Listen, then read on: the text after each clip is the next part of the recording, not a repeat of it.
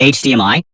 HDMI is the display port most people recognize first. It became popular because it made connecting screens much easier. Before HDMI, you often needed separate cables for video and audio. With HDMI, one cable could carry both. That simple change made it the default choice for TVs, game consoles, Blu-ray players, projectors, laptops, streaming devices, and home theater systems.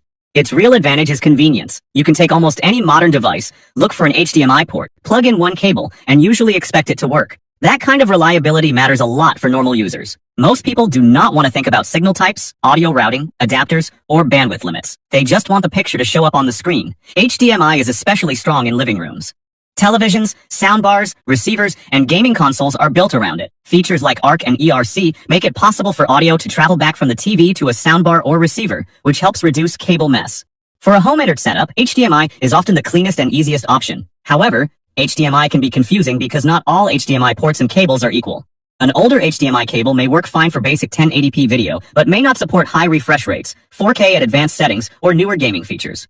This is why two HDMI cables can look identical but perform very differently.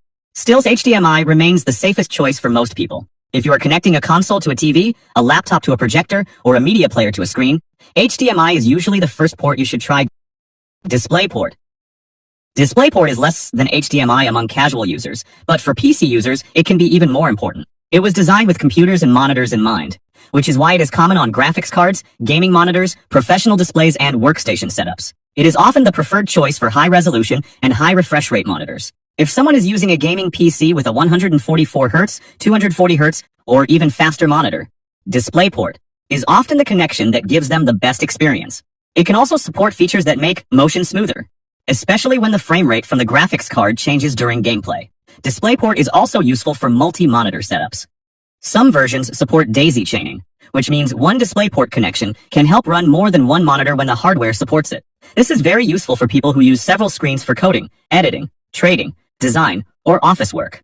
Instead of treating every display connection as a separate problem, DisplayPort was built with computer productivity in mind. The main downside is that DisplayPort is not as universal outside the computer world. Many TVs do not include it. Some laptops do not have it directly. You may need adapters depending on your device, but when the goal is to connect a powerful computer to a serious monitor, DisplayPort is one of the best options available. USB-C. USB-C can be confusing because the same port shape can do different things. Some USB-C ports only charge. Some transfer files. Some can also send video to a monitor. When a USB-C port supports DisplayPort Alt mode, it can send a DisplayPort video signal through a USB-C cable. This means a thin laptop can connect to an external monitor without needing a big HDMI or DisplayPort port. The best part is convenience. With the right USB-C cable or dock, one cable can connect your laptop to a monitor, charge it, and also connect a keyboard, mouse, or internet cable. That is why many modern desks now use just one USB-C cable. It is also useful for portable monitors. Some portable screens can get both power and video from one USB-C cable, making them easy to carry and set up. The only problem is that not every USB-C port supports video. Two laptops may both have USB-C, but only one may work with an external monitor. So before buying a monitor, cable, or dock, you need to check if your USB-C port supports DisplayPort Alt mode. In simple terms, USB-C DisplayPort Alt mode is great because it makes modern laptop setups cleaner and easier. Thunderbolt. Thunderbolt looks like USB-C because it uses the same connector shape.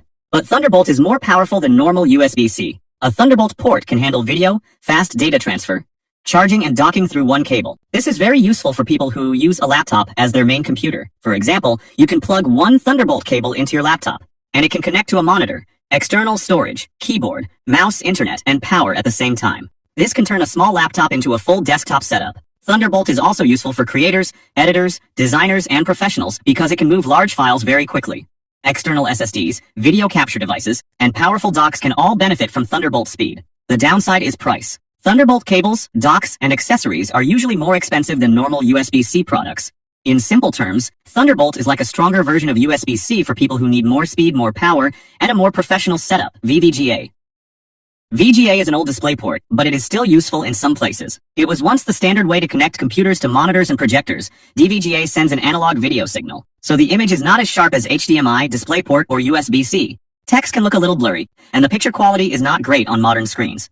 However, VGA is still important because many old projectors, office monitors, school equipment, and industrial machines still use it. If you walk into an old meeting room, the projector may only have VGA. In that case, VGA is still very useful. VVGA also does not carry audio. It only sends video, so you need a separate cable for sound. In simple terms, VGA is not good for modern high-quality displays, but it is still helpful when you need to connect to older equipment. DVI.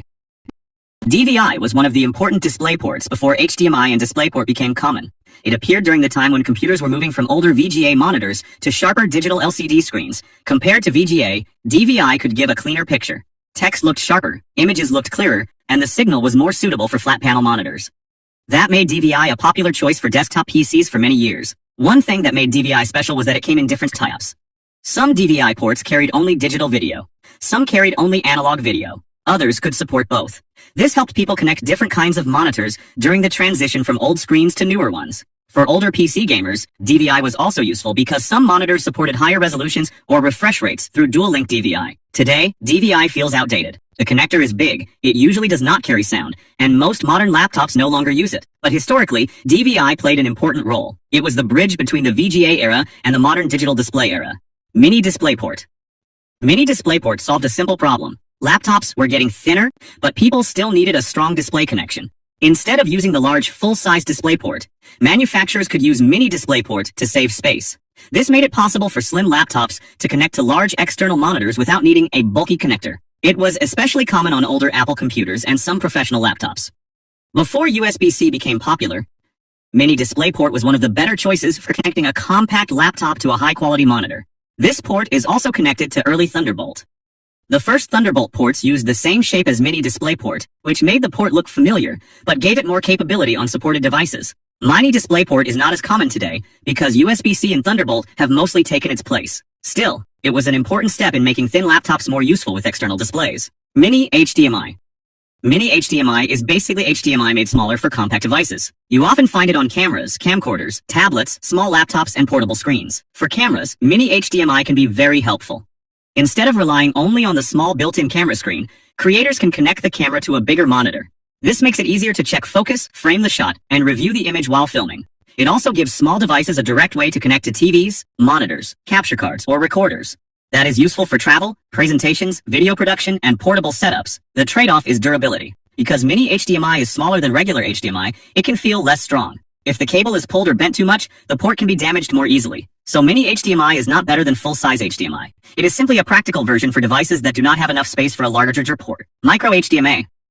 Micro HDMI is the smallest version of HDMI. It is often used on very compact devices like action cameras, small tablets, mini PCs, and tiny laptops. Its purpose is simple: give small devices a way to connect to a bigger screen. For example, an action camera can send video to an external monitor. A mini PC can connect to a display. A small tablet can show its screen on a TV. The good thing about micro HDMI is that it saves space. Without it, some tiny devices might not have any wired display output at all. But because the port is so small, it can feel fragile. The cable is also easier to lose and not as common as regular HDMI. If you plug and unplug it often, the port can wear out faster. Micro HDMI is useful, but it is not the best choice for heavy daily use. It works best when the device is too small for a full-size HDMI port. Component video. Component video is an older display connection, usually using red, green, and blue cables for video. Red and white cables are often used separately for audio. Compared to basic composite video, component video gives a much cleaner picture. It separates the video signal into different parts, so the image can look sharper and the colors can look better. Before HDMI became popular, component video was one of the best ways to connect DVD players, older game consoles, and early HD TV devices. Many people used it because it looked much better than the single yellow RCA cable. Retro gaming fans still like component video because it can make older consoles look clearer without changing the original feel too much. The downside is that it uses many cables and does not carry digital audio. Most modern TVs also focus more on HDMI now. Video is old, but for analog video it was one of the better options. Composite RCA. Composite video is the classic yellow cable that many older devices used. It usually comes with red and white cables for audio. This connection was everywhere in the past. VCRs, DVD players, camcorders, old game consoles, TVs, and security cameras all used it. It was cheap, simple, and easy for anyone to understand. The yellow cable sends video. The red and white cables send sound. That color system made it very beginner-friendly. However, the image quality is not very good by today's standards. Composite sends the whole video signal through one cable, so the picture can look soft, blurry, and less detailed, especially on modern large TVs. Even so, composite's still useful for old devices. If you want to connect a VHS player, a retro console, or an old camera, composite may be the easiest option. It is not a high-quality connection, but it helps keep older technology usable.